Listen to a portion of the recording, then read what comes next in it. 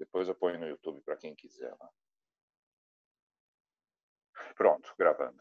Então, com relação ao tema, não vai dar para terminar Gênesis, né? Mas está na manga um curso de estudo em Gênesis mesmo, desde o capítulo 1, que aí fica mais decente também, porque eu comecei com os irmãos aí a partir do capítulo 4, né? Falando de Caim e Abel. Mas a ideia é no ano que vem termos um estudo em Gênesis, desde o capítulo 1, e uma classe para isso, e presencial, né? Se Deus nos permitir, assim esperamos. Por hora, a partir do primeiro domingo de setembro, a gente vai ter 2 novos temas aí com rodízios de professores, tá? Isso vai ser anunciado depois. Então teremos ainda nesse tema, talvez, né, esse domingo e o próximo, tá bom? Ok. Essa perícope, ou essa sessão que eu comecei... o Marcos lembrou bem aqui também, o Marcos Figueiredo. Em setembro também voltam as aulas dos jovens, tá? No seu tema também. Obrigado, Marcos. Então, essa sessão a gente começou há 2 aulas atrás, ou 2 aulas atrás. Eu comecei, né? A gente vai ver de novo esse... Deixa eu ver aqui. Só acertar. Esse quiasmo, os irmãos se lembram? A introdução dos versículos 9 até o 10 do capítulo 6, depois a violência na criação de Deus e a primeira declaração divina, decisão de destruir. Então, numa primeira aula, nós vimos lá como Deus anuncia. Numa aula separada tivemos, né, os filhos de Deus e as filhas dos homens. E o que desencadeou aquele desgosto divino com a humanidade e a decisão de destruir. Mas aí, aquela sessão anterior a esse quiasmo terminava com Noé achando graça diante de Deus, né? Então, após a declaração da graça, e que nós vemos então Deus declarando como ele reconhecia que Noé era justo diante dos seus contemporâneos. Vimos também as implicações teológicas disso aí. E a introdução, então, Deus conversando com Noé, ele depois descrevendo na fala de Deus, né, a malignidade do homem e tudo mais, e a primeira declaração divina, a decisão de destruir. E esse diálogo de Deus com Noé, não é? Noé já despontando como um dos primeiros profetas, como vimos, né? Se considerarmos profetismo propriamente dito, isso vai vir depois, na época da monarquia, né? Como assim quando se trata formalmente. Mas na essência do que é o profeta, de receber uma mensagem de Deus e proclamá-la, o próprio Enoque já foi um, e nós vimos isso também, né? No domingo passado, o reverendo Wilson tratou apenas do item C, a segunda declaração divina, a ordem para entrar. Então nós vimos ali com o reverendo Wilson como é que Deus então dá instruções para Noé, para a entrada na arca e a separação dos animais. Os irmãos devem se lembrar, né? Separação dos casais, dos animais. Ficou uma discussão legal também do ano passado, né? Quanto a os animais limpos e os animais imundos, e por que essa distinção já aparece, né? Então, eu creio que aqueles que estavam presentes devem se lembrar. Hoje, irmãos, eu pretendo tratar aqui os itens D de dado e o E. Começa o dilúvio e crescem as águas do dilúvio. Lembrando o seguinte, né? Aqui estaria, e no finalzinho da aula eu vou citar sobre essa questão do centro do quiasmo. Lembrou-se Deus de Noé. Só relembrando o que é esse quiasmo, né? Você tem uma estrutura literária aí paralela, é como se fosse espelhado, né? Espelhado. O item A, ou antes ainda, a introdução e a conclusão lá embaixo se conversam, né? Tanto quanto Deus introduz o assunto, como quando ele conclui o assunto.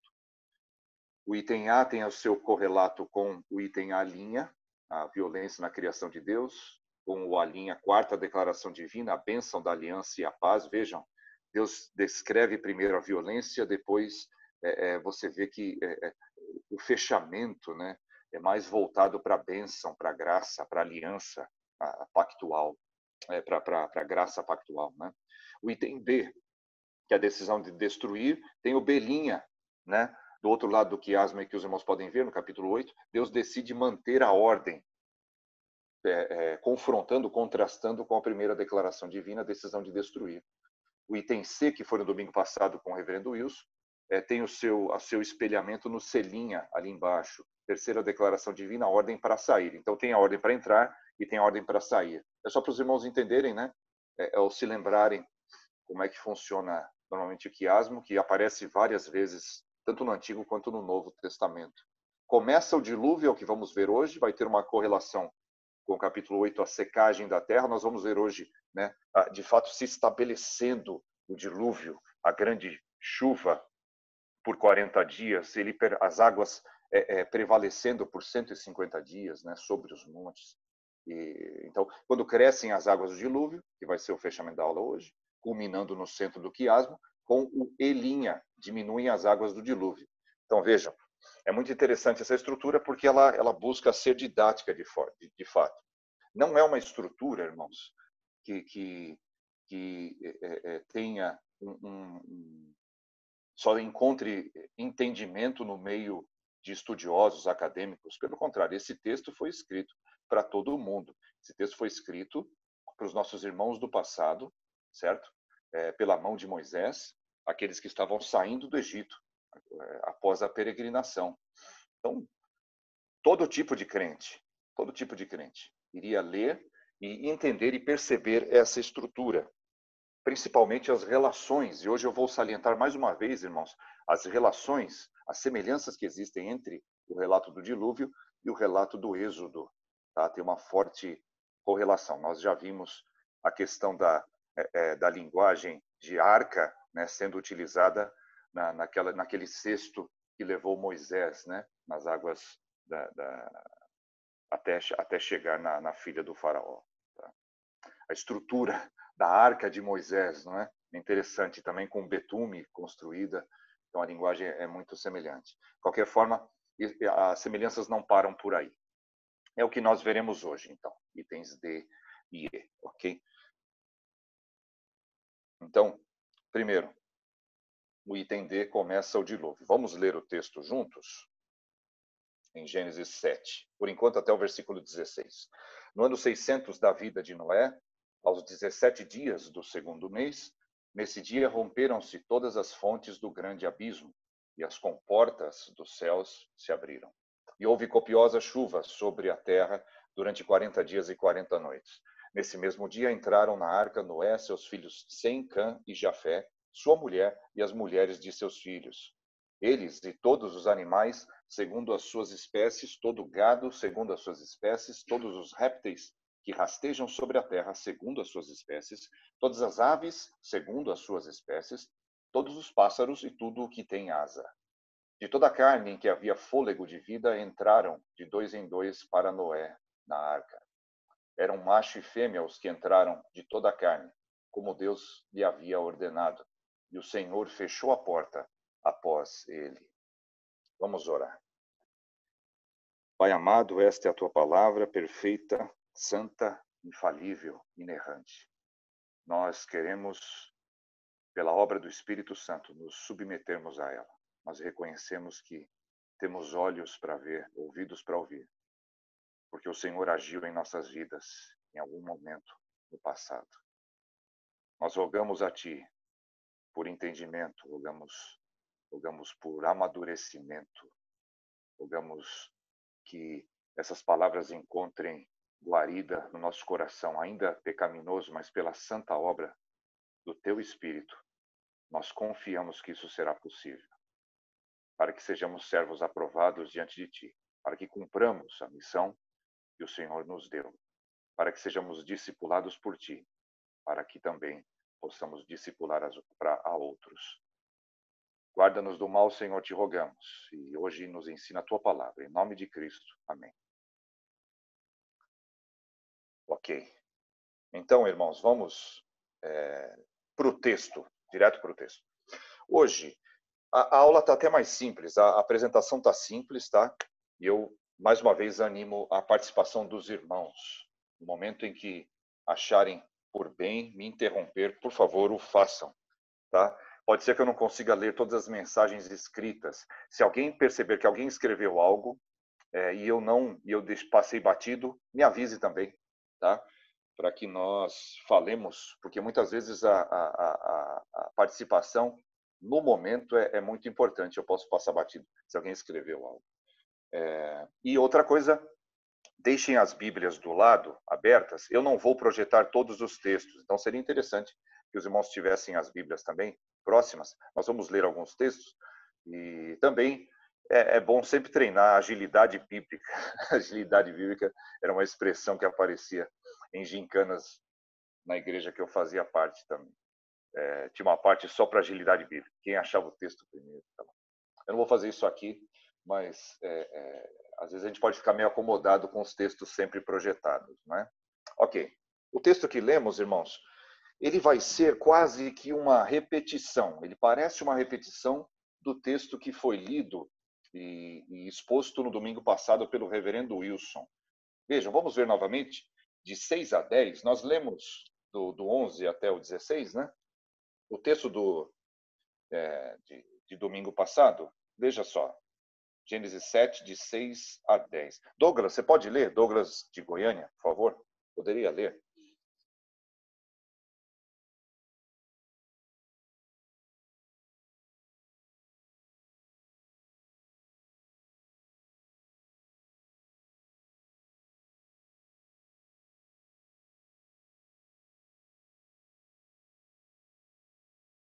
Só abrir o áudio.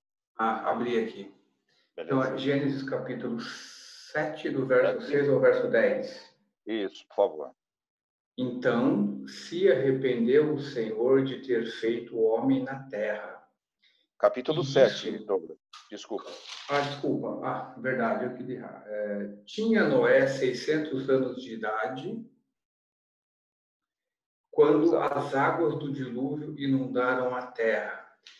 Por causa das águas do dilúvio, entrou Noé na arca, ele com seus filhos, sua mulher e as mulheres de seus filhos, dos animais limpos e dos animais imundos, e das aves e de todo réptil sobre a terra. Entraram para Noé na arca de 2 em 2, macho e fêmea, como Deus lhe ordenara. E aconteceu que, depois de 7 dias, vieram sobre a terra as águas do dilúvio. Obrigado, isso aí. Quando você lê esse texto que nós lemos domingo passado, e de novo lemos aqui, né? Eu só vou voltar para os irmãos visualizarem, os versículos 11 a 16, que estão aí nas Bíblias, né? Parece que está repetindo, já falou, né? Veja, versículo 6, tinha Noé 600 anos de idade quando as águas do dilúvio inundaram a terra. Aí no 11, de novo, no ano 600 da vida de Noé, aos 17 dias do segundo mês, romperam-se todas as fontes do grande abismo, as comportas do céu se abriram, tudo, e aí vai. Parece que está repetindo. E está repetindo. Essa é a questão. Só que está com um detalhamento adicional. Traz de novo o relato, é como se recontasse com detalhes, reafirmando as verdades que estão lá. Isso não é a primeira vez que ocorre nesse relato de Noé. Quando você começa o capítulo 6 e a corrupção dos homens ali é descrita, depois Deus vai falar de novo com Noé as mesmas coisas, mas trazendo um progresso na revelação. Há progresso. Os irmãos vão perceber isso. Há um progresso. Não é uma mera repetição. Então, aqui, quando eu coloco um detalhamento de 6 a 10, eu poderia até adicionar aqui com complementos. Você tem coisas a mais. E é justamente essas coisas que nós vamos aqui também observar hoje. Tá? Observar hoje. Os irmãos, à medida que perceberem coisas que eu não enxerguei, não percebi, então, por favor, enriqueçam a aula, tá? Por gentileza. Vejam, uma coisa interessante é que a data é histórica. No versículo 11, você vê, no ano 600 da vida de Noé, aos 17 dias do segundo mês, é como se a referência para o evento fosse a vida de Noé. Veja que interessante. Primeiro, a data é histórica. Né? Aqueles que têm problemas com a historicidade do dilúvio, eles têm problemas com o texto. Né? A leitura clara e simples do texto nos traz um evento histórico com data marcada. É que nem o presbítero Marcelo falou umas aulas para trás. Tem o nome das pessoas, tem RG, tem onde moravam. Você tem dados que apontam para a historicidade do evento.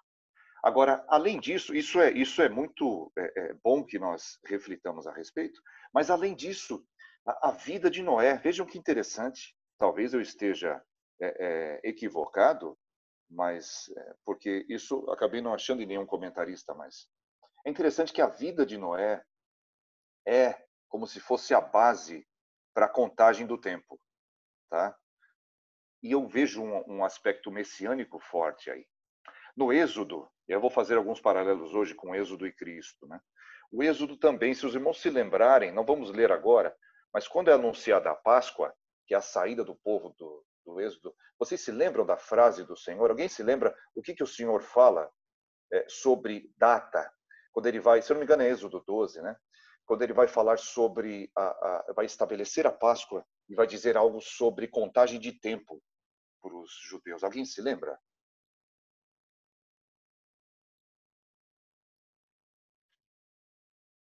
Quiser colar, pode colar. A Bíblia está aí do lado. Tá?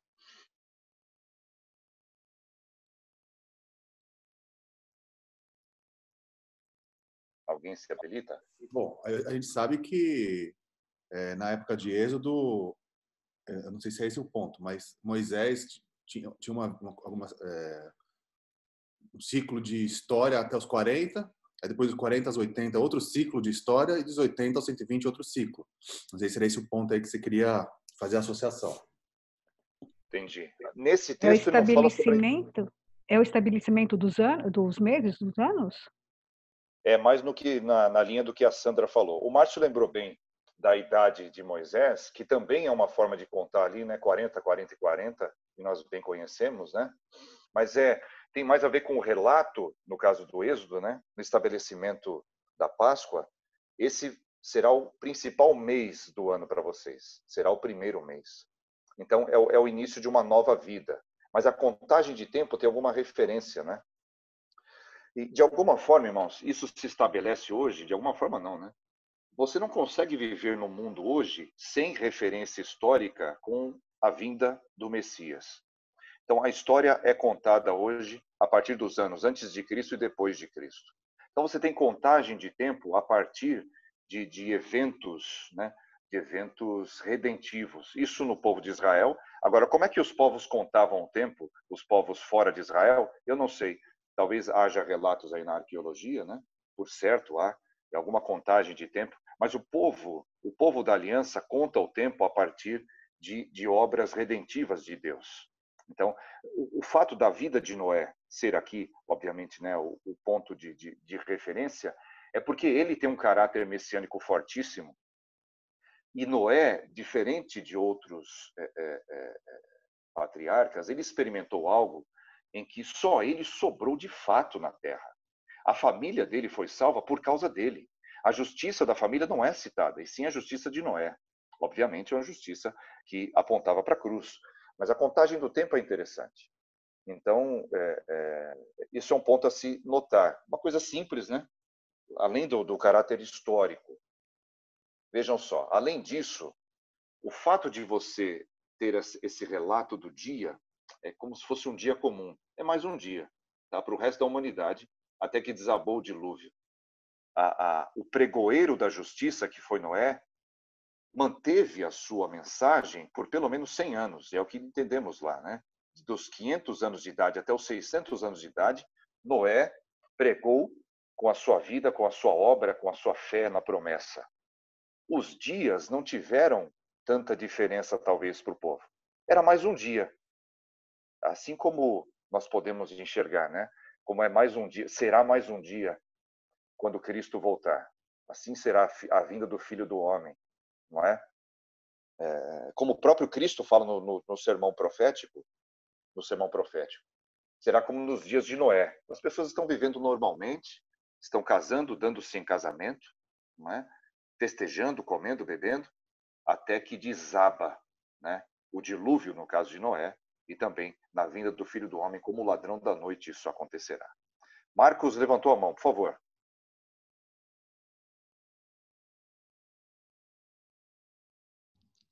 Pode falar. Tá me ouvindo? Me ouvindo?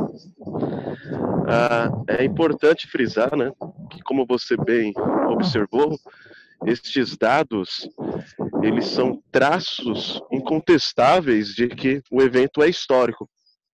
Sim. Mas Moisés, ele não estava muito preocupado ou pensando, bem, as pessoas vão duvidar da historicidade deste relato, por isso que eu vou colocar aqui estes traços.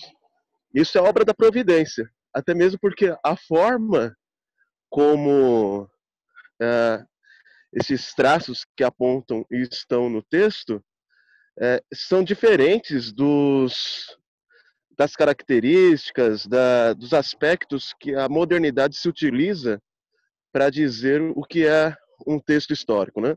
Ou seja, ele não está fazendo aqui aquele relato que nós vemos nos filmes de nave, né?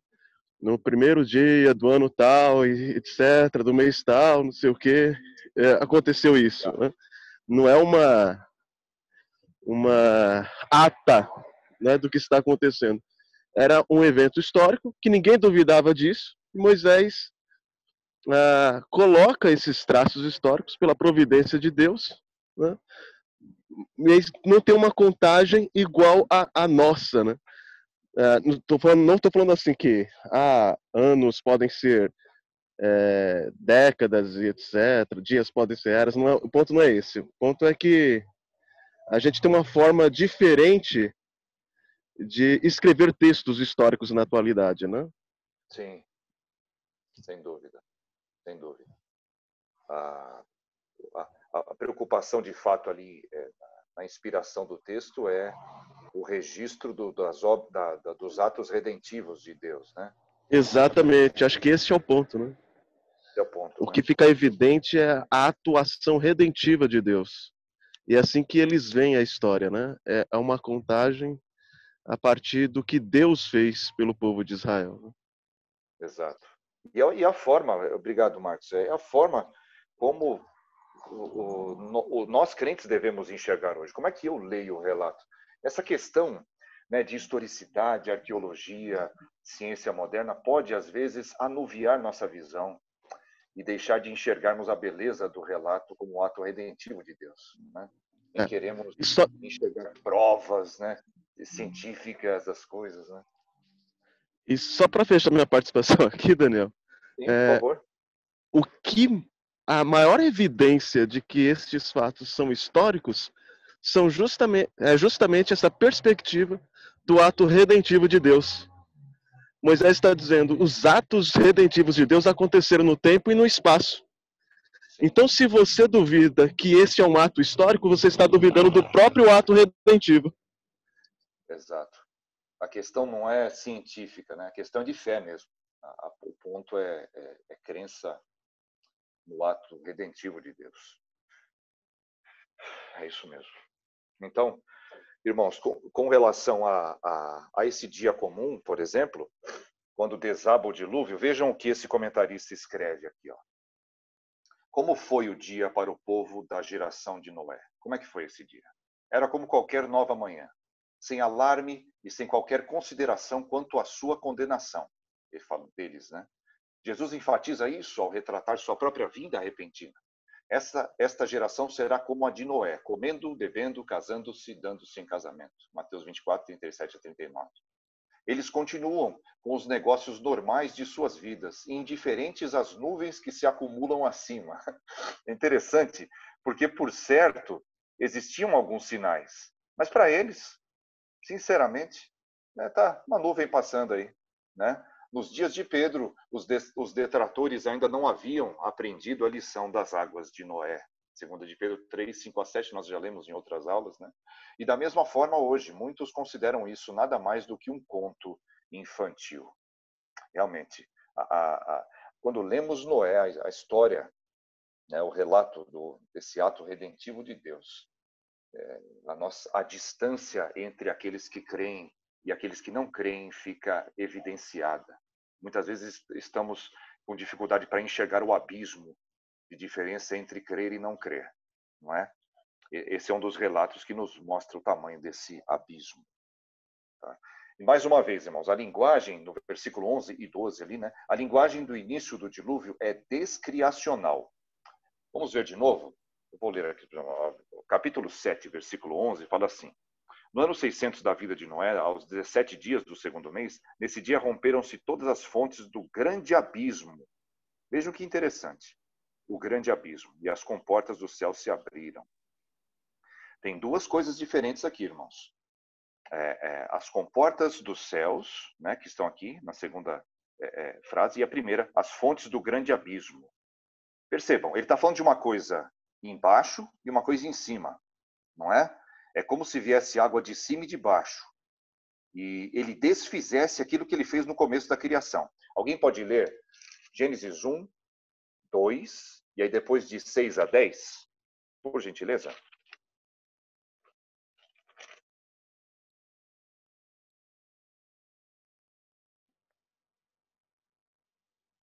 Não esquecendo de abrir o áudio.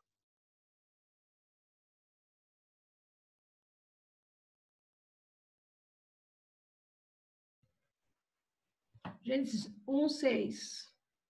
Primeiro o 2, Ivani, por favor. A terra, porém, estava sem forma e vazia. Havia trevas sobre a face do abismo, e o Espírito de Deus pairava sobre todas as águas. Vejam aí o relato do abismo, o grande abismo. Agora, de 6 a 10, por favor, Ivani. E disse Deus: haja firmamento no meio das águas e separação entre as águas e águas. Fez, pois, Deus o firmamento e separação entre as águas debaixo do firmamento e as águas sobre o firmamento. E assim se fez. Chamou Deus ao firmamento os céus, houve tarde e manhã, segundo dia. Disse também Deus: ajunte-se as águas debaixo dos céus num só lugar, e apareça a porção seca. E assim se fez. A porção seca chamou Deus terra, e firmamento das águas mares. E viu Deus que isso era bom. Exato. Obrigado, Ivani. Os irmãos estão percebendo o que aconteceu no início da criação? É como se tivesse um monte de água junta, aí Deus separa e põe águas em cima e águas embaixo, e terra seca aparece.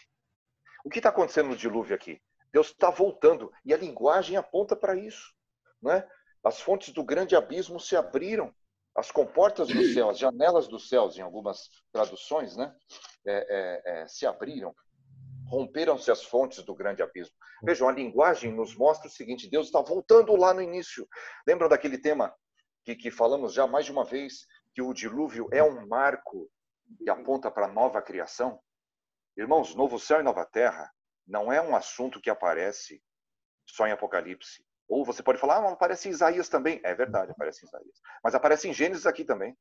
Tá? A ideia de uma nova criação, de um novo céu e uma nova terra. Porque Deus está retornando, refazendo as coisas. Aquela frase que estamos acostumados com Apocalipse, não é? Eis que faço novas todas as coisas.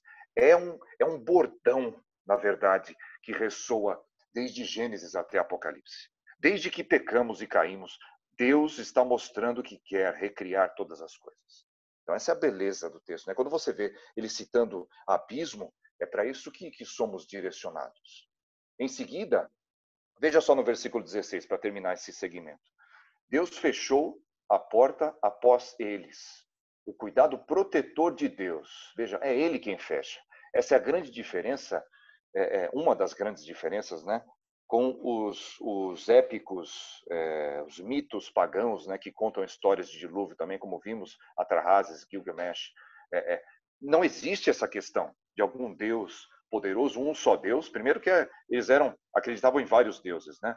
Mas não existe a figura de um Deus poderoso que está fazendo tudo isso e que fecha a porta da arca. Pelo contrário, nos mitos, irmãos, os deuses aparecem tremendo de medo. Os próprios deuses ficam com medo do dilúvio.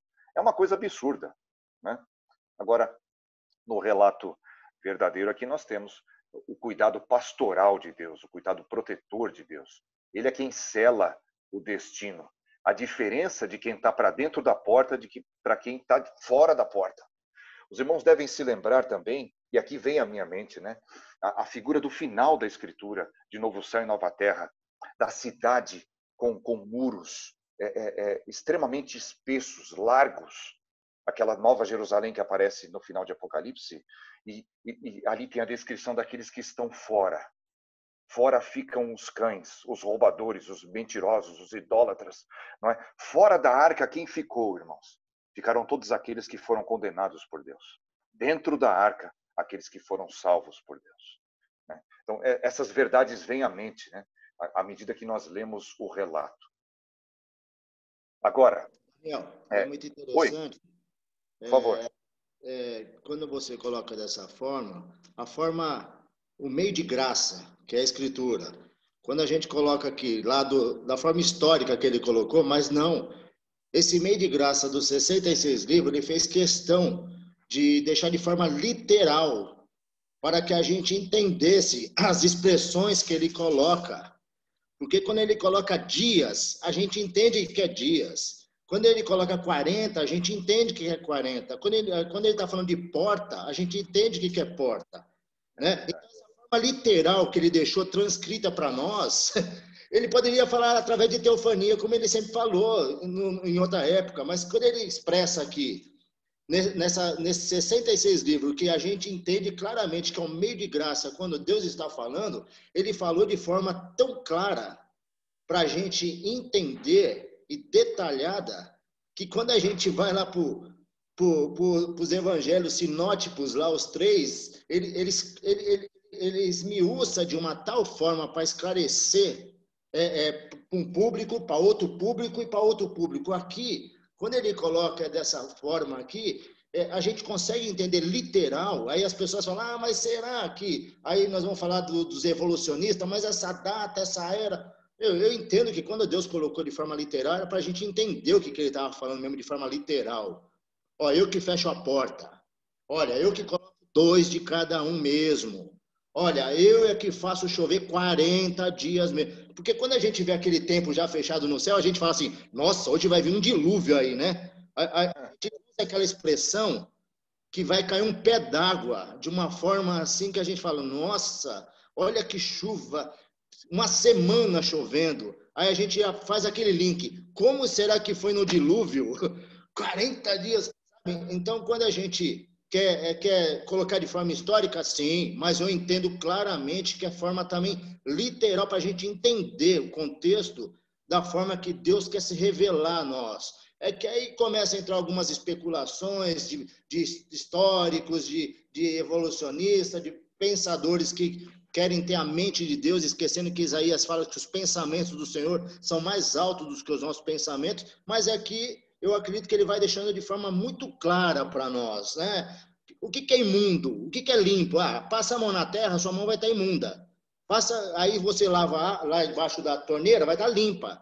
Então são coisas que a gente consegue fazer essa distinção de forma clara. É que às vezes tem hora que a gente quer começar a historiar. Não, tem um sentido da história, mas a forma literal aqui, eu entendo que era para a gente entender como ele quer se revelar a nós, né? Para a gente entender claramente. Porque se você pegar, você fez um paralelo muito interessante do que está aqui. Dos versículos de 6 a 10, é semelhante do 11 a 16. Idêntico.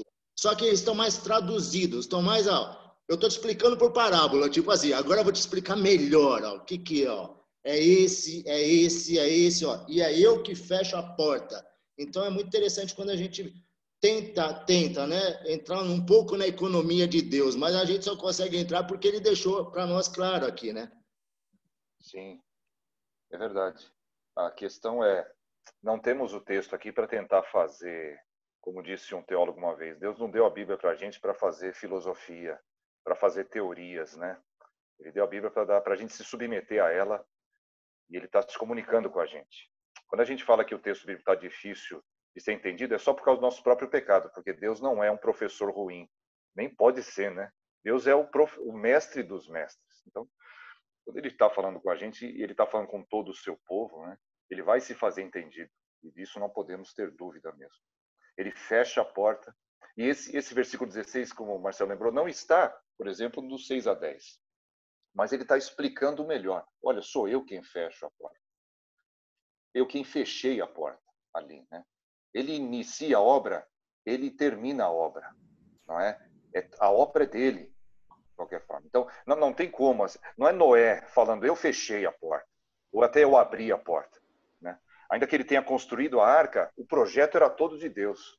A arquitetura foi ele que estabeleceu, né? Daniel. Oi.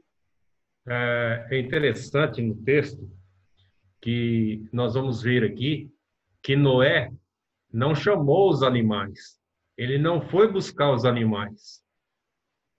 Foi Deus é quem trouxe os animais de par, macho e fêmea. E eles foram entrando dentro da arca. E aí foi que Deus fechou, por causa do pecado dos homens. Nesse texto que nós estamos lendo aqui. Veja, o Luiz trouxe uma coisa interessante, porque no 6,19, Luiz, veja o que Deus fala. De tudo que vive, de toda a carne, 2 de cada espécie, macho e fêmea, farás entrar na arca. Deus está falando para Noé. É como se ele dá ordem, mas ele está mostrando para a gente que a obra é ele quem faz. É ele. Nós temos. Não estou falando que Noé tenha sido um marionete, né? Noé não foi, assim como nós não somos, porque essa é uma visão fatalista, determinista das coisas. Nós temos uma participação, mas o mérito todo, a glória toda, é só de Deus. Então, ainda que ele tenha dado a ordem para Noé, de fazer entrar na arca, os animais vêm. E quem que traz os animais? É o próprio Deus, como o presbítero Luiz bem observou aqui, né? Eu acho que teve algum escrito aqui, talvez eu tenha perdido. Só um momento, irmãos. Agora, como é que eu vejo aqui? Aqui, com dificuldades. PRYBR, eu não sei quem é. Na Bíblia, Deus usa a contagem de tempo de forma significativa, como o número 40, que aparece por vezes com valor de julgamento. No deserto, na arca. Ah, o Marcos Custódio, agora que eu vi. Obrigado, Marcos, não tinha visto. Priscila e Marcos, obrigado. Os números também são significativos, sem dúvida. A ideia da porta da arca também nos remete à metáfora de Cristo como porta para a salvação. Poxa, eu não tinha pensado nisso, né? É como se fosse, eu sou a porta, né? Quem entrar por mim, né, será salvo. Agora, eu não tinha pensado nisso, mas eu creio que haja sim uma ligação, porque a questão é quem passou pela porta da arca, que foi selada lá, foi salvo, né? E Jesus Cristo não é só um cumprimento da arca, mas da própria porta da arca, não é? Bem lembrado. Agradeço a participação. Também Daniel. A Sandra. O Daniel, o fato de Deus fechar a porta também não está ligado à volta de Cristo, porque eu imagino assim que Moisés, ele não ficou parado ali na porta esperando Deus fechar. Eu acho que chegou uma hora, Deus fechou. E assim como vai ser a volta de Cristo, né? A hora que ele determinar, vai voltar. Sim, sim. A questão é, a atitude de Noé não foi passiva. Nós estamos falando que ele foi alguém passivo, né?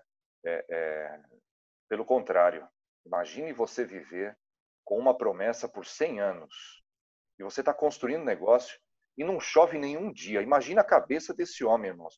Tenta calçar os sapatos, se é que existia sapato, os calçados de Noé na época, tenta calçar aquilo.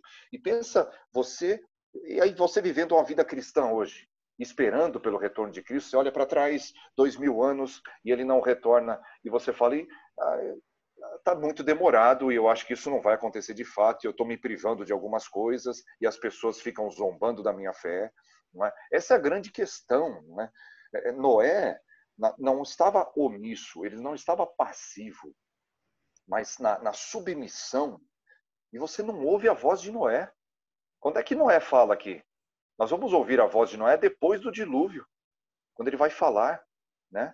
Agora, até aqui, Noé está se submetendo completamente a Deus, em silêncio, né? Essa é a questão. E o que a Sandra falou ele só aguardava, ele aguardou em fé o dia. Quando chegou o dia, para ele não foi um choque. Ele falou, era isso que eu esperava, Senhor. Por certo, esse é o nosso coração hoje, né? É o que esperamos.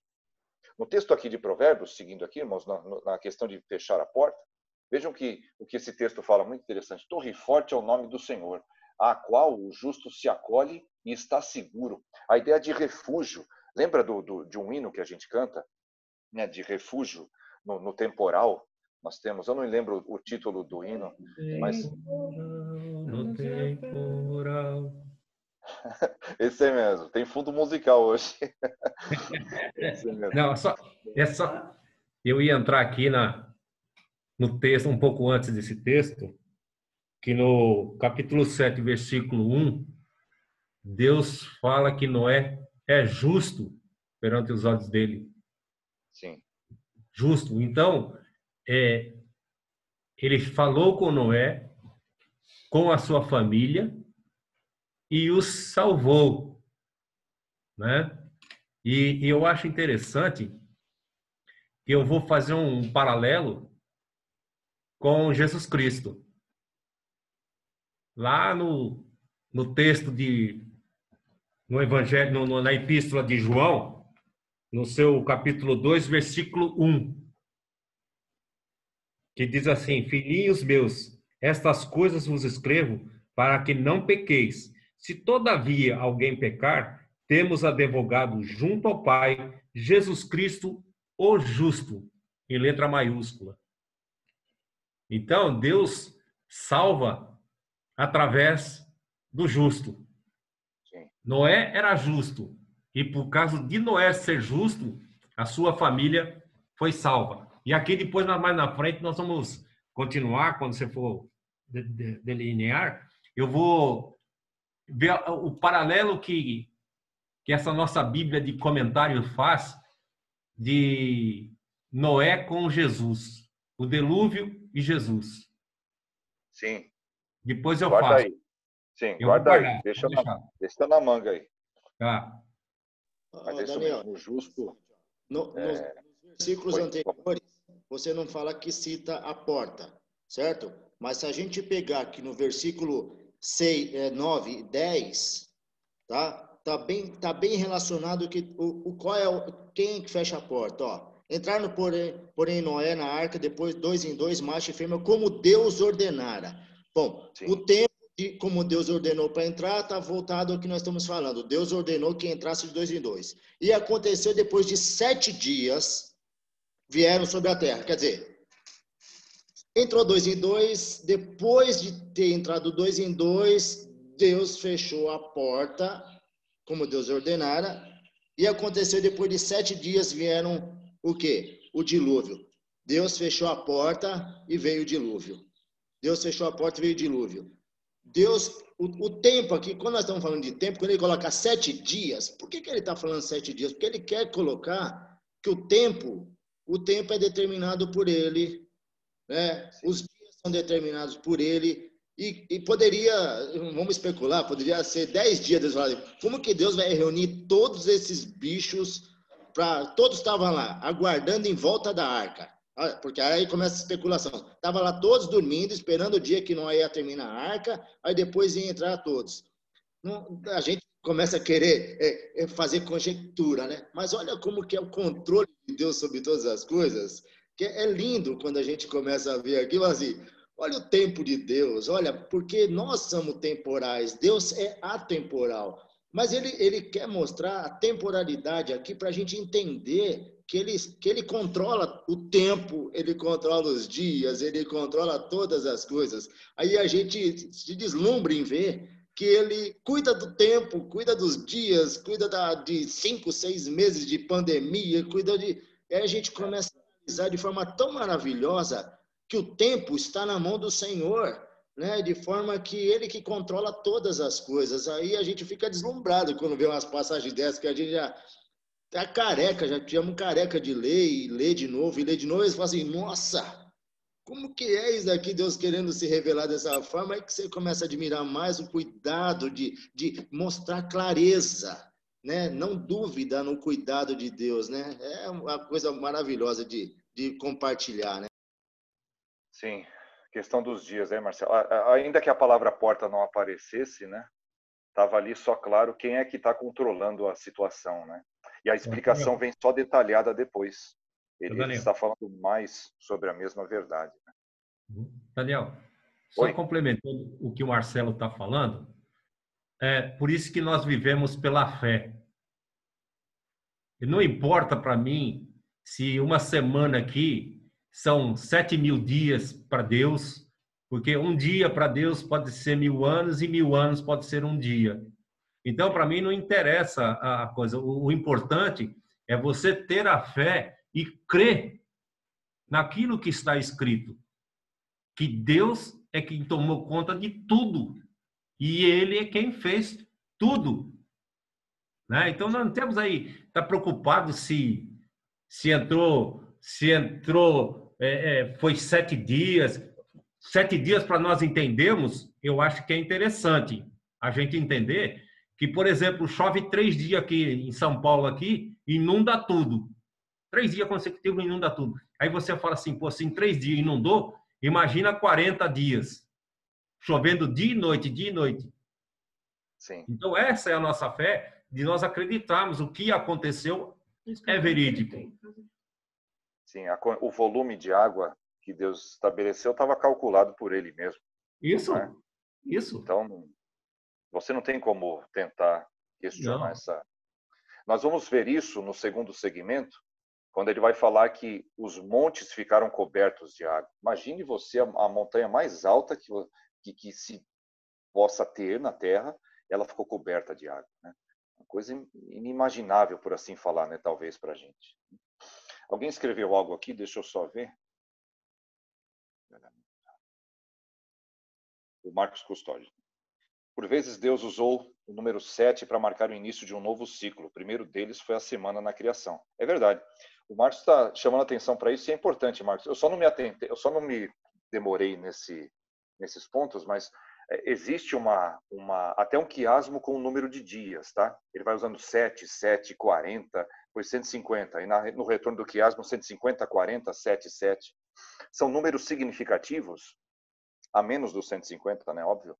Mas 40 dias e 40 noites, nós pensamos, obviamente, nos espias que foram trazer o relatório da Terra Prometida, os 40 anos no deserto, os 40 dias de jejum de Jesus Cristo. E agora, os 7 dias, de fato, são significativos. O Marcelo lembrou no versículo, 7 dias para se iniciar, 7 dias no processo da entrada na arca, talvez, eu acredito. Porque era muita coisa, era muita gente, assim, né? Muito animal para entrar. Talvez tenha levado uma semana mesmo. Noé foi o último, porque o texto fala que Deus fechou a porta após ele. Ele quem? Noé. Noé foi o último. Como se ele estivesse ali, né? Aguardando e eu serei o último a entrar. E aí ele fecha. Mas, de fato, esse número 7 também nos levará ao início da semana da criação. Deus está refazendo as coisas. Sem dúvida, Marcos. Bem observado. Tá? Agora eu queria falar com os irmãos de uma possível questão de debate aqui. E o que os irmãos acham? Há alguma semelhança na linguagem descriacional? Também aqui, estamos falando aqui, que o Marcos também trouxe, entre dilúvio, mar vermelho e a vinda do Filho do Homem? E eu trouxe alguns textos para os irmãos pensarem a respeito. Eu ia pedir para alguém ler, cada um ler um texto. Se puder, o Marcelo ler Êxodo 14, 26 a 31. O Luiz Carlos, Isaías 51, 10. A Andressa, por favor, Isaías 24, 18 a 20. Tá? E o Marcizar, se puder, Mateus 24, 29 a 30. E aí nós lemos na sequência. Disse o Senhor a Moisés: estende a mão sobre o mar, para que as águas se voltem sobre os egípcios, sobre os seus carros e sobre os seus cavalarianos. Então Moisés estendeu a mão sobre o mar, e o mar, ao romper da manhã, retomou a sua força. Os egípcios, ao fugirem, foram de encontro a ele, e o Senhor derribou os egípcios no meio do mar. E voltando as águas, cobriram os carros e os cavalarianos, de todo o exército de Faraó, que os haviam seguido no mar. Nem ainda um deles ficou. Mas os filhos de Israel caminhavam a pé, enxuto pelo meio do mar, e as águas eram quais muros, à sua direita e à sua esquerda. Assim o Senhor livrou Israel naquele dia da mão dos egípcios. E Israel viu os egípcios morrerem na praia do mar. E viu Israel o grande poder que o Senhor exercitava contra os egípcios. E o povo temeu ao Senhor e confiou no Senhor e em Moisés, seu servo. Amém. Isaías 51, 10. Não és tu aquele que secou o mar, as águas do grande abismo? aquele que fez o caminho no fundo do mar para que passassem os remidos? Exato. Isaías 24, 18 a 20. Mais uma vez falando sobre esse evento. E será que aquele que fugir da voz do terror cairá na cova? E se sair da cova, o laço o prenderá. Porque as represas do alto se abrem e tremem os fundamentos da terra. A terra será de todo quebrantada, ela totalmente se romperá. E a terra violentamente se moverá. A terra cambaleará como um bêbado e balanceará como rede de dormir. A sua transgressão pesa sobre ela, ela cairá e jamais se levantará. Obrigado, Andressa. E por fim, Mateus 24, 29 a 30. Logo, em seguida à tribulação daqueles dias, o sol escurecerá, a lua não dará a sua claridade, as estrelas cairão do firmamento e os poderes do céu serão abalados. Então aparecerá no céu o sinal do Filho do Homem. Todos os povos da terra se lamentarão e verão o Filho do Homem vindo sobre as nuvens do céu com poder e muita glória. Os irmãos estão percebendo a semelhança entre esses textos? Vejam, nós lemos Êxodo 14, o Marcelo leu ali, é o relato histórico. Isaías traz uma interpretação, capítulo 51, e vejam que linguagem que Isaías usa, não é? Não és tu aquele que secou o mar, as águas do grande abismo? De novo ele vai usar o termo abismo, que aparece em Gênesis 1, 2. O texto que a Andressa leu, em Isaías 24, é sobre o terrível dia do Senhor. E que linguagem, que expressão que ele usa? As represas do alto, as represas do céu. Não é?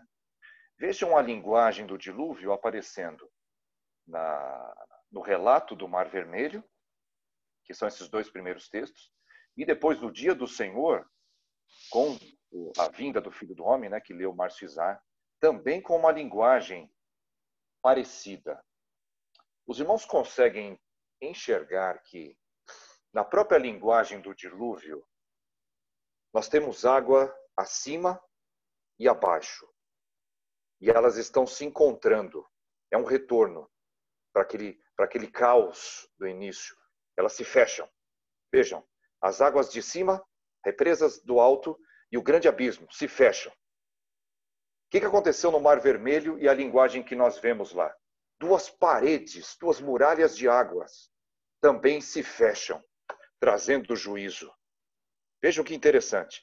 E depois, a linguagem do dia do Senhor, nos lábios do próprio Senhor Jesus Cristo.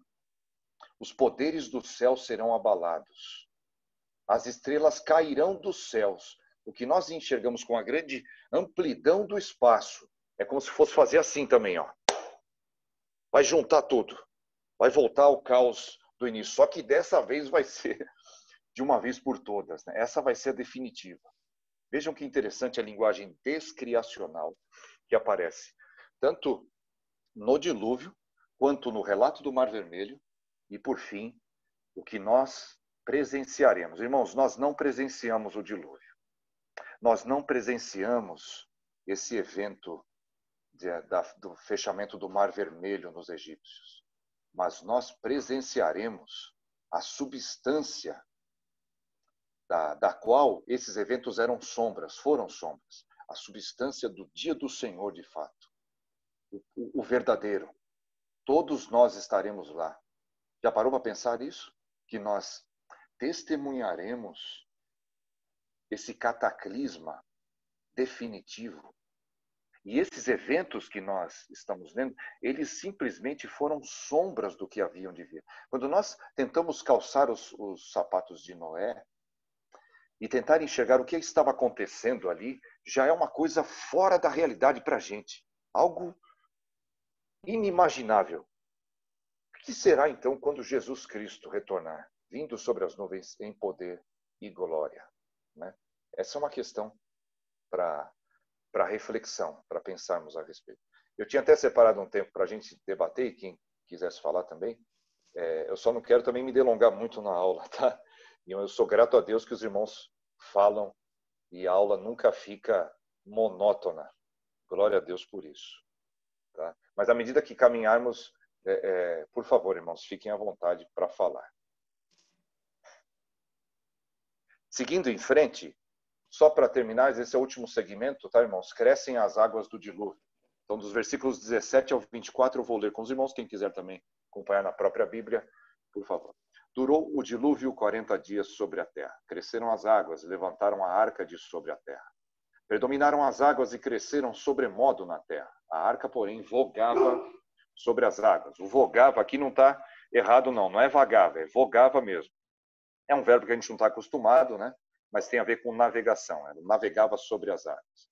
Prevaleceram as águas excessivamente sobre a terra e cobriram todos os altos montes que havia debaixo do céu. Cobriram os altos montes. Vejam só, 15 côvados. Você pensar num côvado aproximadamente meio metro, vamos falar ali 7 metros e meio acima do mais alto monte, né? Prevaleceram as águas e os montes foram cobertos. Pereceu toda a carne que se movia sobre a terra, tanto de ave como de animais domésticos e animais selváticos, e de todos os enxames de criaturas que povoam a terra e todo o homem. É interessante esse versículo 22 aqui. Tudo que tinha fôlego de vida em suas narinas, tudo que havia em terra seca morreu. Porque no texto anterior que nós lemos, tudo que havia fôlego também, essa expressão que aparece, também entrou na arca. Então, aqueles que estavam dentro da arca sobreviveram, estavam fora, pereceram, morreram. Assim foram exterminados todos os seres que havia sobre a face da terra, o homem e o animal. Os répteis e as aves dos céus foram extintos da terra. Ficou somente Noé e os que com ele estavam na arca. E as águas durante 150 dias predominaram sobre a terra. Algumas reflexões sobre esse texto, irmãos, para também caminharmos para o final. Tá? Eu imaginei que o primeiro segmento seria mais delongado mesmo, tá?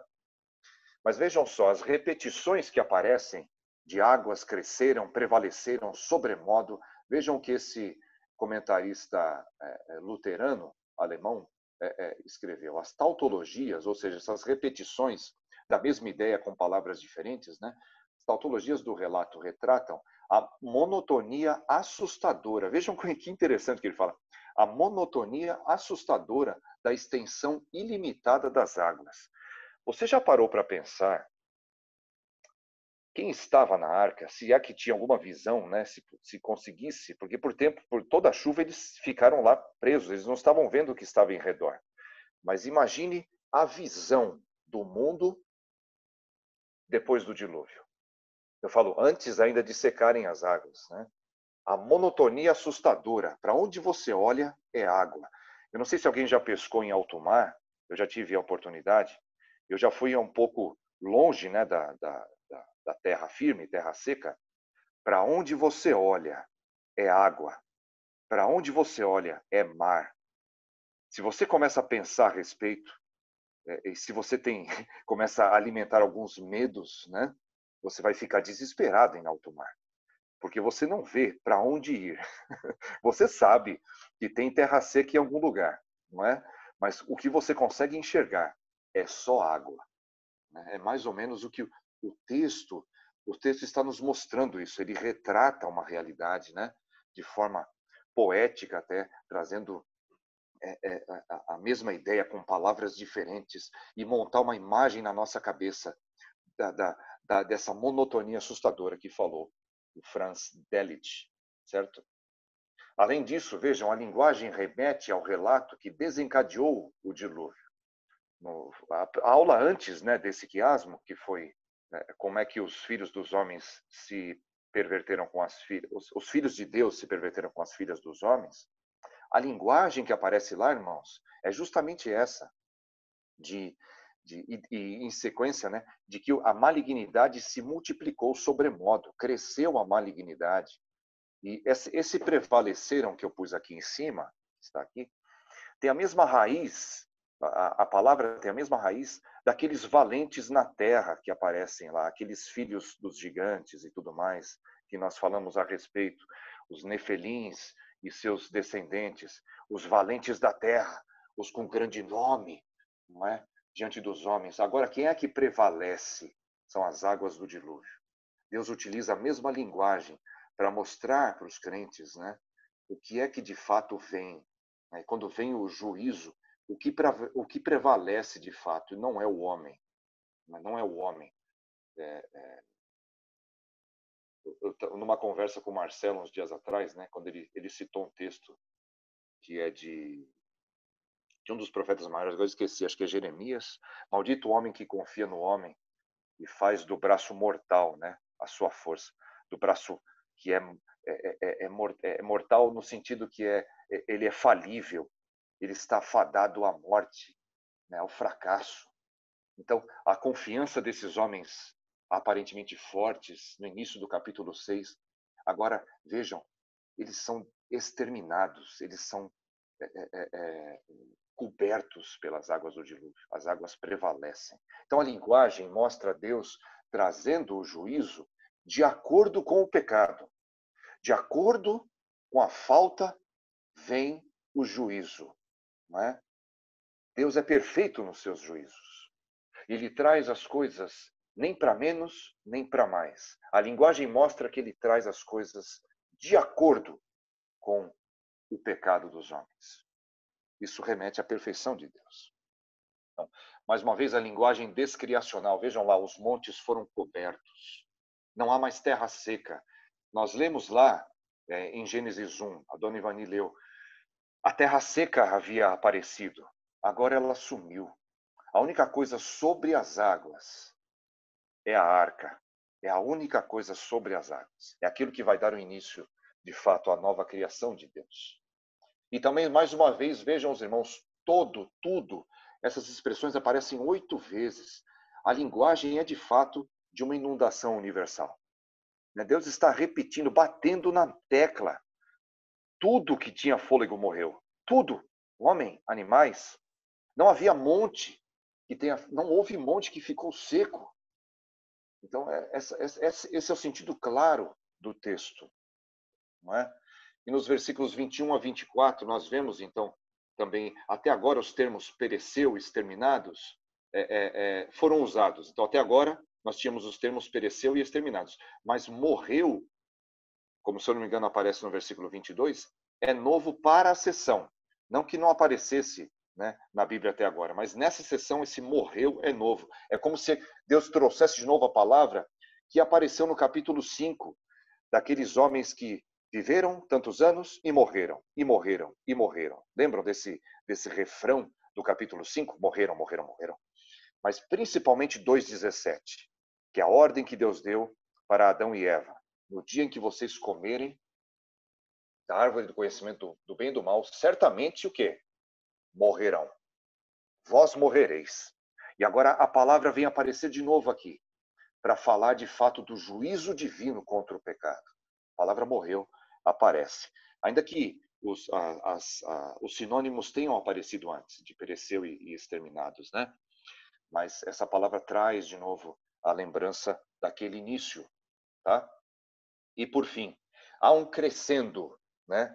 A palavra aqui está em itálico porque é a palavra utilizada às vezes para música, né? Quando a música vai em direção a um clímax tal, há um crescendo aqui que culmina no seguinte, irmãos, não na morte, não na destruição, mas vejam o clímax do texto. Ficou somente Noé e os que com ele estavam na arca. Porque o centro do quiasmo é a graça, é a misericórdia de Deus. Lembrou-se Deus de Noé no capítulo 8. Imagine, quando veio a destruição. Vocês já pararam para pensar, irmãos? Quantos cadáveres, quantos mortos nesse dilúvio? Quantos homens, quantos animais, as carcaças de seus corpos sendo ali, talvez boiando, eu não sei. Eu não sei como é que ficou o mundo depois, irmãos. Como é que foi a decomposição dos corpos? Eu não sei. Eu sei que foi um espetáculo horrível, de muita morte. Mas o clímax do texto não é a morte.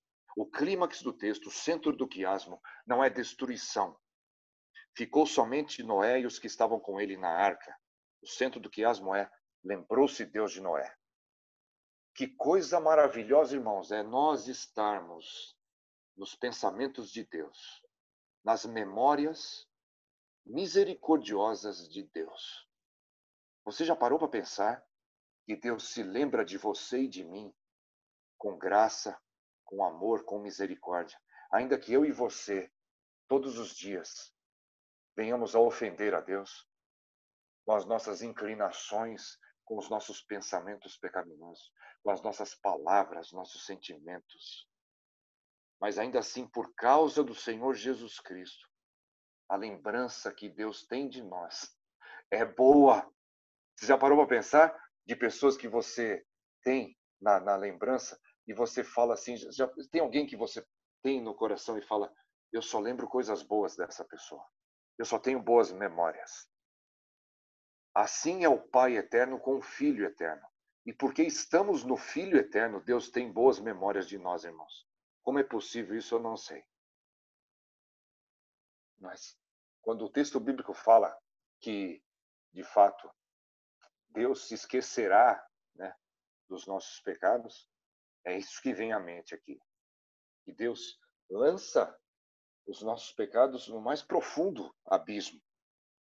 E Ele promete não se lembrar. Como é que o onisciente promete que não vai se lembrar, né, dos nossos pecados, mas vai se lembrar de nós com misericórdia?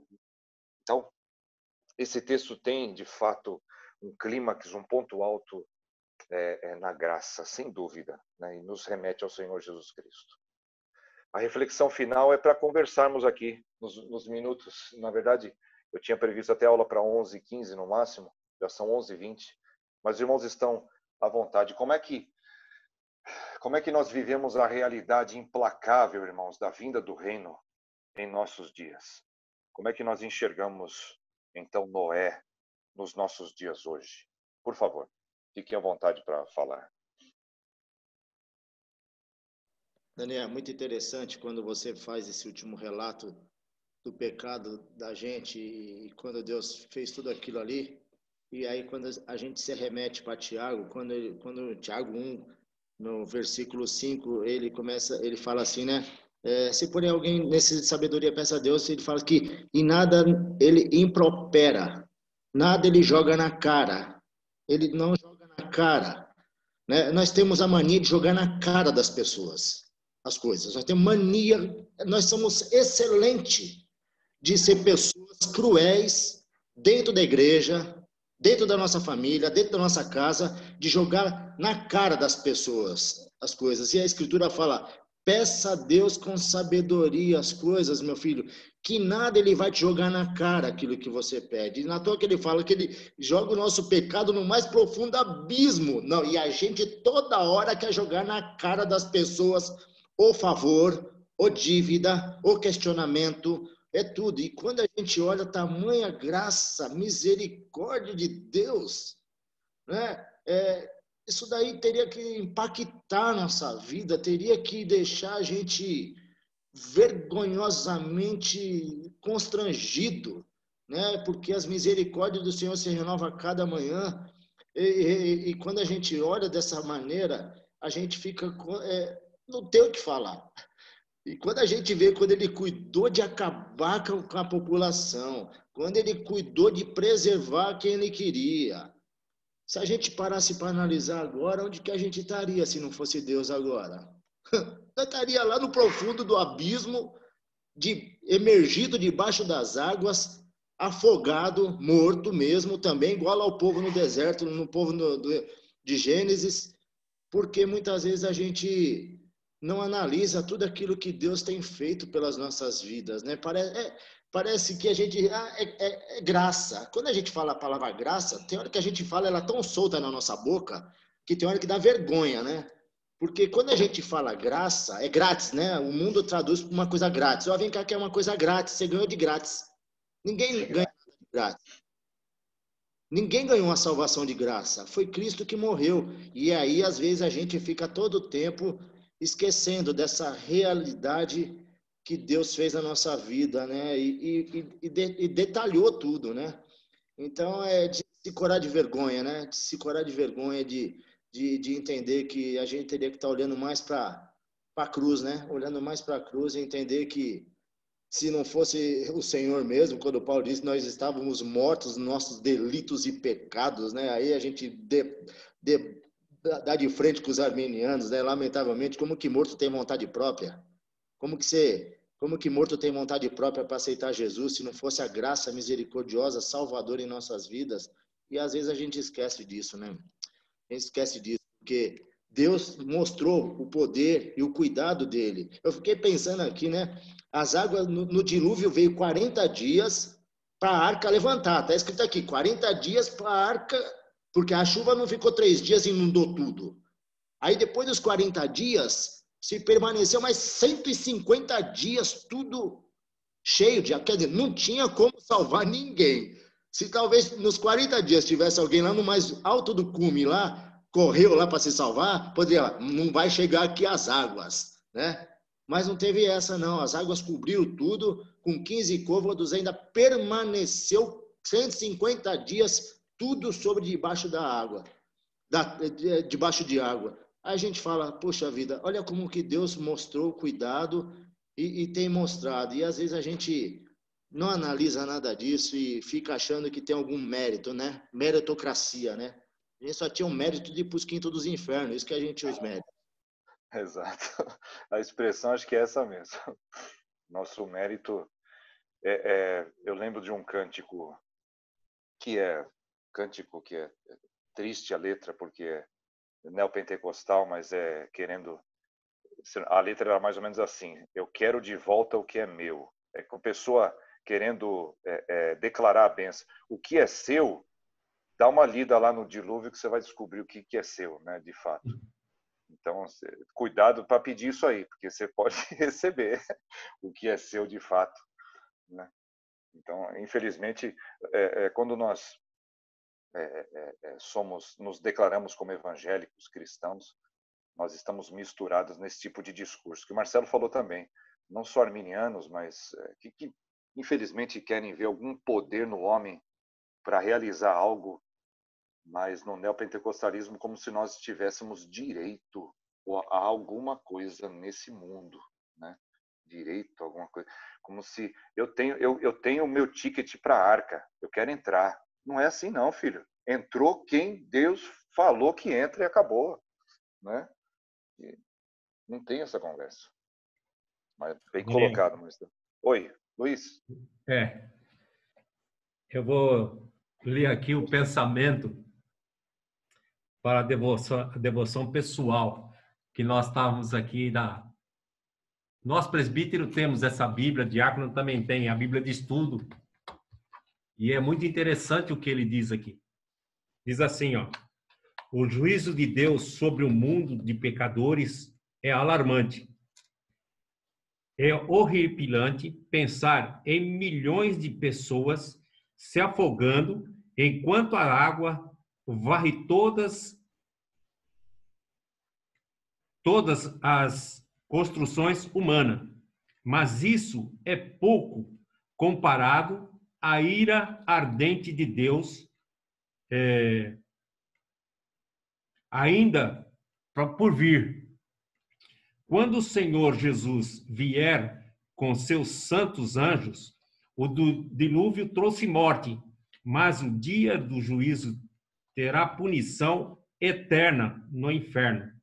Devemos considerar sobremente essa realidade terrível como o dilúvio nos dias de temor ao Senhor. O Senhor chama homens, mulheres, criança pelo Evangelho e irem à sua segurança, Jesus Cristo. Assim como o Senhor fechou Noé e sua família na arca e os protegeu durante o dilúvio, assim também ele salvará da ira vindoura todos que confiarem somente em Cristo. Depois que o dilúvio veio, ninguém restou, exceto aqueles que estavam na arca. Da mesma forma, a Igreja Viva de Jesus será o único povo a escapar da ira de Deus. Portanto, venha a Cristo agora e coloque nele toda a sua confiança.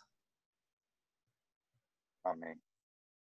Enquanto o presbítero Luiz lia a questão da nem se compara com o dilúvio, na verdade, nem vai se comparar com a ira de fato que vai acontecer, né? Porque, de fato, o dilúvio trouxe um extermínio. Nós podemos pensar, O fôlego de vida acabou, cessou, as pessoas, os animais morreram. Mas o inferno, que vai ser a morte eterna, cada vez que eu paro para pensar em inferno, meus irmãos, a gente acaba chegando em algum ponto que não conseguimos entender, ou vários pontos. E acho que essa é a ideia. O que é o inferno? O que de fato é o inferno? Eu acho que a melhor ideia que podemos ter do inferno é olhar para a cruz também, a revelação máxima. Porque Jesus Cristo recebeu sobre si a ira plena. Então, ele sabe o que é inferno. O dilúvio, se você parar para pensar, Jesus Cristo enfrentou o dilúvio por nós. O Salmo 40 traz a figura de um servo sofredor imerso num poço de perdição. Os pecados são tantos que ele levou sobre si que impediram a vista dele, maiores que os cabelos, mais numerosos que os cabelos da cabeça. A imagem é de uma pessoa submersa num dilúvio de pecados. Jesus Cristo enfrentou esse poço de perdição no nosso lugar. Então, só por isso é que fomos capazes de sermos salvos na arca, né? Porque ele estava lá. Então, nem se compara de fato. Quando eu preciso pensar, quero imaginar o inferno, eu preciso olhar para a cruz também. Acho que não há revelação mais nítida do que o próprio Filho de Deus enfrentou, não é? Daniel, e só de a gente pensar, quando a gente traz a memória, olha só, quando a gente traz a memória de pessoas queridas, que a gente entende que não se renderam a Cristo, isso daí para nós já é uma tristeza imensa de saber que elas já não descansam no Senhor. Quando Apocalipse fala que feliz aqueles que morrem no Senhor, que acabaram as suas fadigas e as suas obras o acompanham, quando a gente começa a analisar o dilúvio lá atrás, que não teve mais uma raça humana que ficou, mas quando a gente traz para o tempo presente aqui, quando a gente entende que entes queridos, conhecidos nossos, que pela graça de Deus, ou pela poder de Deus e pela vontade de Deus, não tiveram encontro com o Senhor, a gente já fica tão triste de imaginar que essas pessoas, porque a gente não é só simplesmente aquele que levanta a mão e fala, aceita Jesus como Salvador, mas é Deus fazendo a obra na vida dele. Isso daí já nos traz uma tristeza tão grande no coração, de saber que, puxa vida, a pessoa não tem o Senhor como Salvador e não está escrito uma plaquinha aqui, eu sou salvo, né? Porque está na igreja, o cara está sabendo que é salvo, porque a gente sabe que lá na igreja também tem um joio. E tem aqueles que não são do Senhor também. A gente não é nem um inocente para entender isso. Mas um flash tão pequenininho que a gente já tem isso na mente, de pessoas que morreram sem Cristo, você fala, Senhor, ela não está contigo. Ela já está aguardando a tormenta eterna. A tormenta eterna. Então, até isso, quando a gente não pensa e a gente sabe que está, às vezes, dentro do nosso quintal, dentro da nossa empresa, dentro do nosso convívio, e parece que a gente acha que o negócio é tão assim porque você já foi o escolhido do Senhor, né? Isso aí a gente não tem em mente que a pessoa já tá comendo o capim pela raiz lá da eternidade sem Cristo, né? Sem Cristo. Isso é muito triste quando a gente para para pensar isso. Sim. Nesses textos aqui, como eu tinha comentado no início, é que fica claro o abismo de diferença entre os que são de Cristo, os que não são. No dia a dia, na rotina, a gente não percebe essa diferença, né? Mas não é porque ela não seja grande, é porque os nossos olhos ainda precisam, né, de uma libertação final do pecado, para enxergar o abismo de diferença. Quanto mais enxergamos esse abismo, de fato, nós vamos pregar mais o Evangelho, nós vamos buscar proclamar a verdade. E Pedro nos deixa claro que Noé não ficou quieto, ele foi pregoeiro da justiça. As pessoas não creram, mas ele pregou. Ele pregou.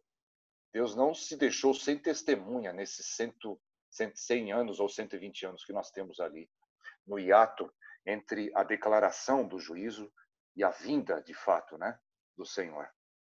Então, Quanto mais enxergamos o que o Marcelo falou, às vezes está dentro de casa, está dentro da empresa, está no nosso convívio próximo, às vezes amigos de infância, né, que ainda temos contato, que foram da escola. A consciência de que é a diferença entre vida eterna e morte eterna. É isso que nos impulsiona. Não só isso, né? Mas Deus nos incumbe com essa missão da proclamação. Noé, de fato, é um exemplo para nós nessa proclamação. Alguém escreveu aqui, eu só vou abrir o chat aqui. Dona Maria Isabel, ele achou graça, né, em nós. Assim, acho que ela quis dizer, maravilhosa graça de Deus que, na verdade, ele colocou em nós, né? Ele achou em nós porque ele próprio colocou. Dona Maria Isabel, exatamente. Por isso devemos pregar o evangelho, senão seremos egoístas. Não é só para nós esse privilégio. É o que Marcelo falou, não sabemos quem está exposto na cara, que é um eleito de Deus ou não. E essa é a verdade, é assim que devemos viver. Não, seria melhor saber quem é eleito. Não, se fosse melhor saber, Deus teria falado. Então, se ele não falou, então o melhor é não saber. Não sabemos e devemos proclamar a toda criatura, de fato. Essa é a verdade. Irmãos, mais alguém? Com a palavra, com a participação? Na tua, né, Daniel? Que o evangelho é chamado do quê? De boas novas de salvação, né? Boas notícias. Agora eu vou falar para vocês, eu vou dar uma boa notícia para vocês. Ó, daqui a pouco vai ser 12:30, quase 1 hora, nós vamos almoçar, vamos encher a barriga, né? Isso é uma boa notícia, né? Para todos que, graças a Deus, tem um prato em cima de uma mesa. Você imagina as pessoas que querem escutar boas notícias de salvação, por isso que o evangelho, eu lembro que o reverendo Heber Júnior, uma vez ele falou, faz muitos anos, ele falou assim, irmãos, as pessoas estão sedentas de escutar boas notícias. A gente está sedento de escutar boas notícias. Olha, o ministro da Economia falou que agora o nosso país está... A gente quer escutar boa notícia. Olha, a vacina tá fazendo efeito. Todo mundo vai poder sair da rua, tirar a máscara agora e dar um abraço. E na sua igreja nós não vamos ter mais 20%, vai ser 150% que as pessoas vão ir para a igreja agora sedenta de conhecer o evangelho, né? A gente quer tá em busca de boas notícias. Né? Você imagina as boas notícias de salvação para aqueles perdidos que não tem. Por isso que parece que quando era muito interessante, eu lembro aquele áudio que quando eu falava que o Cid Moreira, né? O Cid Moreira, a menina falou assim, quando eu escuto o Cid Moreira falando o evangelho, eu consigo entender porque a voz dele, não sei que não é a voz do Cid Moreira, é a voz do evangelho que traz boas notícias de salvação. Né? Então, as pessoas estão sedentas de escutar boas notícias de salvação, né? Por isso que a nossa irmã Maria Isabel fala, a gente tem que pregar, a gente tem que falar do amor de Cristo, e às vezes o nosso comportamento prega mais do que as nossas palavras, mas a gente tem que abrir a boca, porque a fé vem pelo ouvir da palavra, né? Pode falar, Márcio.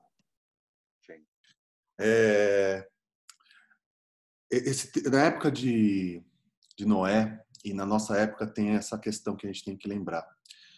Aquelas pessoas lá não davam nem bola, né? Pro grande julgamento. E hoje é a mesma coisa. Vai vir, Jesus vai vir mesmo e vai julgar tudo. E é pra gente, Jesus nos ensinou a isso, a gente vigiar, né? Nós vigiarmos e pregarmos o evangelho, né? É uma semelhança e serve de atenção pra gente, né? Pra gente ser vigilante, procurar viver de acordo com a vontade do Senhor, pregar essa boa notícia, né? Era isso. Se parar para pensar, o que o Márcio falou é o que Jesus disse. Não sabeis nem o dia nem a hora. É o preparo todo dia. Estamos prontos hoje para o retorno de Cristo? É uma grande pergunta. Ou até para morrermos. O encontro com Cristo. Ainda que ele não volte, está pronto para morrer hoje? Essa foi uma pergunta que um puritano fez para um aluno, acho. Ele era reitor de uma faculdade. Essa história é contada. Não sei se foi Richard Sibbes ou Thomas Godwin, que foram dois puritanos contemporâneos. A história é contada que eles receberam, um dos dois recebeu o aluno para ver se ele era aceito no seminário ou não. Ele perguntou, a primeira pergunta para o aluno, você está pronto para morrer hoje? O aluno saiu correndo da sala, né? Porque a questão é, você não vai vir aqui só para aprender sobre teologia, né? Você vai ter que viver essa teologia. Viver a teologia é estar pronto para hoje isso acontecer, né? Ou a gente está com tantos planos, né? Agora, o grande plano é acabar a pandemia. Mas já pensou se na pandemia Jesus Cristo volta? Não tem que esperar vacina, nada, né? Acabou, não tem mais o que fazer. É muito bom que venha a vacina, óbvio, eu estou esperando ela também, irmãos, porque eu não vejo a hora de podermos estar sem essas limitações na igreja, na casa uns dos outros, né? Mas o relato do dilúvio é: Noé não sabia o dia que o Senhor ia chamar para entrar na arca. É hoje, viu, Noé? Entra todo mundo aí. Ele não avisou quando ia ser. Noé, daqui 100 anos. Não, não, não. Noé, é hoje. Entra todo mundo aí que vai desabar o céu. Então, a ideia é justamente o que o Márcio Cesar falou, é esse preparo sem saber o dia e a hora. Mas é como se fosse hoje. Como seria hoje, né? Que assim seja. E olha que interessante, né? Um outro detalhe que você falou, Daniel. 100 anos, né? A gente leu lá 100 anos de que ele não sabia, mas ficou 100 anos pregando e construindo a arca. A Ebenezer tem 83 anos. Imagina, lá a dona Nancy estava quase no princípio lá, né? Mas ele era criança, né? Mas ela direto lá, e mais uns tantos anos ainda que a gente vai viver pregando e, na verdade, ninguém ouviu, né? É bastante tempo.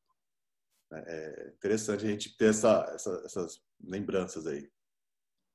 O que o Márcio Cesar falou é interessante. Aqui a gente precisa fechar, irmãos, mas é que um assunto puxa outro. Mas eu fiquei pensando, nós às vezes queremos medir também sucesso de ministério de uma igreja no número de pessoas, né? A gente fala, em 80 anos, quantas pessoas já foram salvas pela Ebenezer? Pô, glória a Deus, muita gente, né, pela pregação na igreja ali. Mas quantas pessoas foram salvas pela pregação de Noé? Não é? E será que ele foi um pregador fracassado? Não, não foi. Porque o índice de sucesso não é o número de convertidos, mas é cumprir o que o Dario escreveu aqui, é pregar e obedecer a palavra de Deus. O índice de sucesso da pregação é você está obedecendo. Isaías também foi, talvez, nas medições atuais, né, um pregador fracassado. Quem ouviu a nossa pregação, diz Isaías. Mas a verdade é que estamos cumprindo a missão. E o sucesso é de Deus, na verdade, né? Não é nosso, quantos convertidos. Ele vai fazer a obra dele. Ok. Irmãos, muito boa, muito rica a aula. Se alguém ainda tiver alguma contribuição, por favor, fique à vontade. Mas, caso não haja, nós podemos encerrar aqui. Vamos orar, né, para encerrar essa aula. Eu vou pedir para o Márcio Cesar, que está nos visitando hoje, né?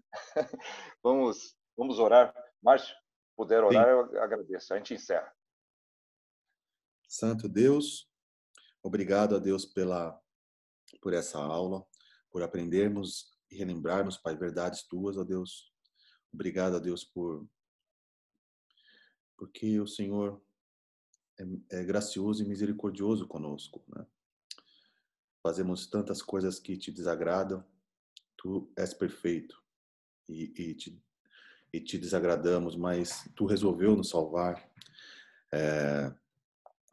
E isso é demonstrado várias vezes, e a tua palavra nos mostra isso, né?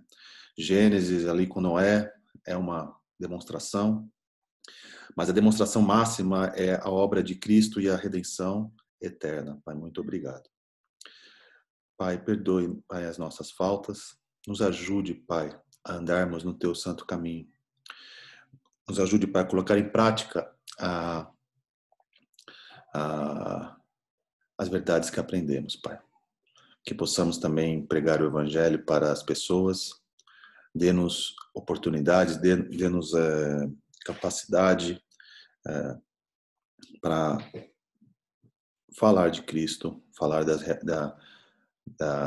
tua obra, da grande boa nova. Cuide, Pai, nesse restante desse dia. Esteja com cada um de nós, ó Deus, em nome de Jesus. Amém. Amém. Amém. Irmãos, bom domingo a todos e nos veremos mais tarde na transmissão do. Deus quiser. Tchau, tchau, pessoal.